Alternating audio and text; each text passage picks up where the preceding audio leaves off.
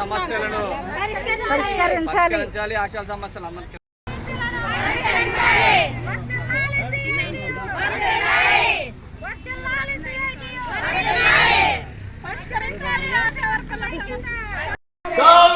రాష్ట్ర ప్రభుత్వం, రాష్ట్ర ప్రభుత్వం ఆశా వర్గాల సమస్యలు పరిష్కరించమంటే అక్రమార్కులు చేస్తున్న రాష్ట్ర ప్రభుత్వం.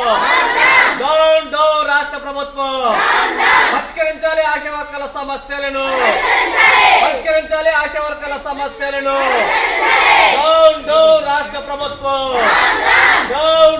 రాష్ట్ర ప్రభుత్వం,